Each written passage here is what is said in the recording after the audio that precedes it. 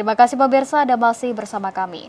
Pemirsa, Presiden Prabowo melakukan peninjauan budidaya ikan nila salin dalam rangka revitalisasi di Balai Layanan Usaha Produksi Perikanan Budidaya Karawang, Jawa Barat. Peninjauan ini dilakukan bersama Menteri Kelautan dan Perikanan serta Wakil Menteri Kelautan dan Perikanan guna mendukung penyediaan makan bergizi gratis berbasis protein ikan kepada masyarakat.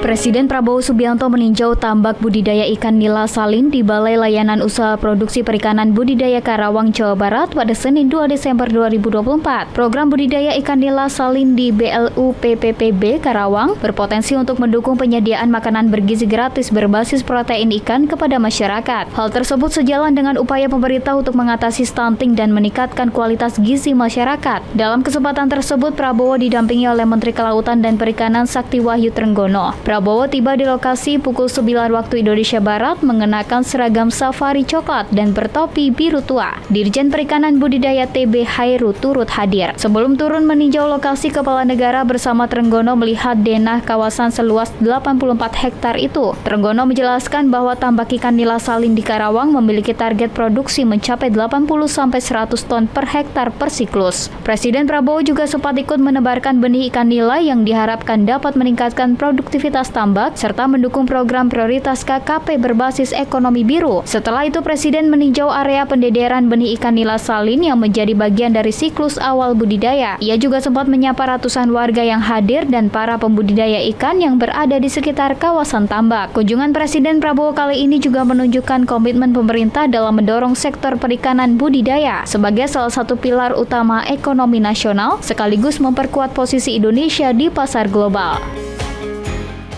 Kita beralih ke informasi lainnya pemirsa. Menteri Sosial Saifullah Yusuf menyebutkan pengaturan subsidi BBM bagi pengendara ojek daring masih dalam tahap wacana. Kemensos masih menunggu keputusan dan nantinya akan menjadi pedoman untuk melakukan langkah lanjutan. Menteri Sosial Saifullah Yusuf pada Minggu 1 Desember 2024 menegaskan terkait usulan rencana pengemudi ojek online tidak masuk kriteria sebagai penerima subsidi bahan bakar minyak masih dalam tahap pembahasan regulasi. Oleh karena itu, Kemensos masih menunggu keputusan dan nantinya akan menjadi pedoman untuk melakukan langkah lanjutan. Sebelumnya, Menteri ESDM Bahlil Lahadalia pada 27 November 2024 mengisyaratkan bahwa pengemudi ojol tidak masuk dalam daftar penerima subsidi BBM tepat sasaran dikarenakan kendaraan yang digunakan oleh para pengemudi ojol adalah untuk usaha pribadi. Sementara subsidi BBM tepat sasaran yang disasar pemerintah ditekankan untuk penggunaan transportasi publik. Itu masih simulasi, semua masih simulasi. Jadi itu masih diskusi, masih simulasi, belum diputuskan. Jadi tunggu aja. Jadi nanti seperti apa, tentu keputusan itulah yang akan menjadi pedoman kita semua. Jadi apa yang disampaikan Pak Menteri SDM itu baru simulasi, ya. Pemirsa, Kementerian Sosial bersama BPS menyiapkan program Satu Data Tunggal sebagai pedoman pemberdayaan bagi penyandang disabilitas. Satu Data Tunggal akan sangat membantu program-program bantuan sosial bagi penyandang disabilitas yang lebih tepat sasaran dan efektif.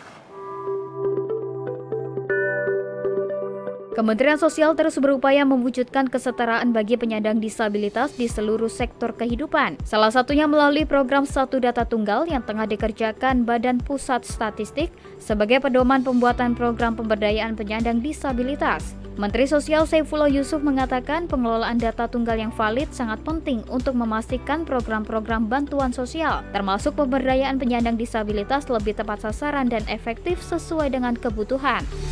Dengan adanya data tunggal ini, Mensos berharap program-program pemerintah dapat disesuaikan dengan kebutuhan real di lapangan. Data tersebut akan menjadi pedoman dalam merancang intervensi yang lebih terarah, terutama dalam 3 aspek penting, yakni aspek kesehatan, pendidikan, dan pekerjaan bagi penyandang disabilitas. Apa yang kita harapkan? Penyandang disabilitas kemudian bisa berdaya dan lebih mandiri. Ada 3 yang kita sasar. Pertama adalah akses kepada kesehatan, akses kepada pendidikan, dan terakhir adalah akses terhadap pekerjaan. Pemirsa, Wakil Menteri Pariwisata Niluh Puspa mengapresiasi keputusan pemerintah menurunkan harga tiket pesawat sebesar 10%. Menurutnya, upaya ini merupakan bentuk dukungan kepada masyarakat untuk menghabiskan waktu liburan Natal 2024 dan Tahun Baru 2025 dengan senang dan nyaman.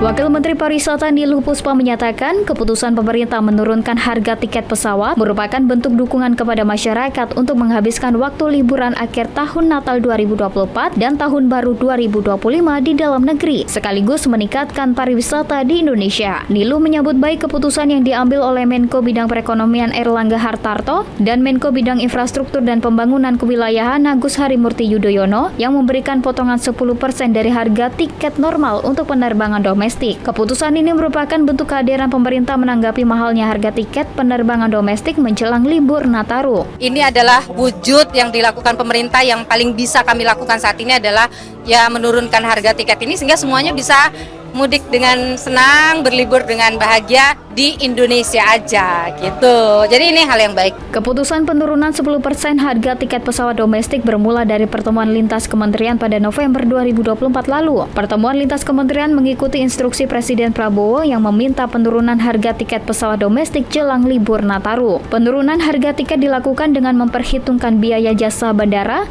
bahan bakar aftur, dan biaya tambahan fuel surcharge yang biasanya dibebankan kepada maskapai. Pemirsa, kami akan segera kembali dengan informasi lainnya, tetaplah bersama kami.